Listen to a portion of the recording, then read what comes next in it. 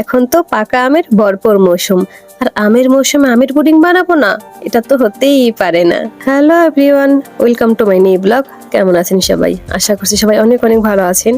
আজকে আমি আপনাদের সাথে খুব মজার একটা রেসিপি শেয়ার করব, আমের পুডিং রেসিপি। আশা করছি আজকের রেসিপিটি আপনাদের কাছে অনেক অনেক ভালো লাগবে। আমি খুব সহজভাবে রেসিপিটি দেখানোর চেষ্টা করব। তাহলে চলুন দেখে নিই আমের পুডিং বানানোর জন্য আমাদের কি কি লাগবে। এখানে আমি 1.5 কাপ গরুর দুধ নিয়েছি।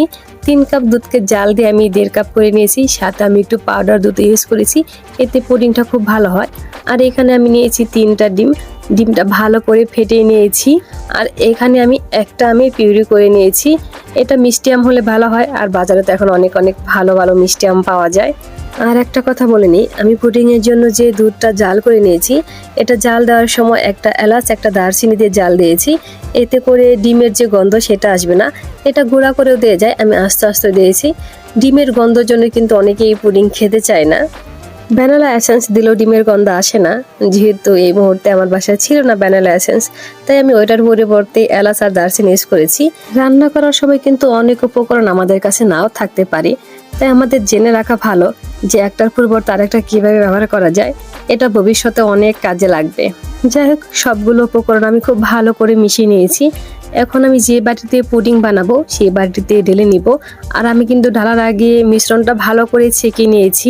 আমি কিন্তু পুডিংয়ে ক্যারামেল ইউজ করেছি, যেটার ভিডিও করা হয়নি। আর আমি এখানে একটা পাত্রে পরিমাণ মতো জল দিয়েছি, যাতে পুডিংয়ের বাটিটা অর্ধেক ডুবে থাকে। এরপর আমি পুডিংয়ের বাটিটা বসিয়ে দিয়েছি। এরপর ভারী কিছু দিয়ে চাপা দিতে হবে। আর আমি চাপা দেওয়ার সময় আমি আমার এই কড়াইটা ইউজ করি। এটা হচ্ছে পিঠা বানানোর লোহার কড়াই, এটা দেখে কেউ হাসবেন না। আর এটা দিলে আমার একটু সুবিধা হয়। এরপর এটাকে আমি মিডিয়াম আঁচে রান্না করব 30 থেকে 40 মিনিট। আমি 35 মিনিট পর পুডিংটা চেক করেছিলাম যে হয়েছে কি না, তো দেখি যে হয়ে গেছে। আর মাঝে কিন্তু আমি আরেকবার জলও দিয়েছিলাম, কারণ জল দেখে যে শুকিয়ে গিয়েছিল। আর পুডিং ঠান্ডা করে তারপরে কিন্তু বাটির থেকে নামাতে হবে, কারণ গরম গরম পুডিং বাটির থেকে নামানো যায় না। আমের পুডিং বানানো কমপ্লিট, এখন হচ্ছে খাওয়ার পালা। আর আমের পুডিং কিন্তু আমার অনেক অনেক পছন্দ। এই গরমে ঠান্ডা ঠান্ডা আমের পুডিং জাস্ট ওয়াও। আর একটা কথা বলে নিই, আমের পুডিংয়ে কিন্তু চিনির পরিমাণ কম দিতে হয়, কারণ আমি অনেক মিষ্টি থাকে। নর্মালি ডিমের পুডিংয়ে যে পরিমাণ চিনি ইউজ করা হয় তার অর্ধেক চিনি আমের পুডিংয়ে ইউজ করতে হয়।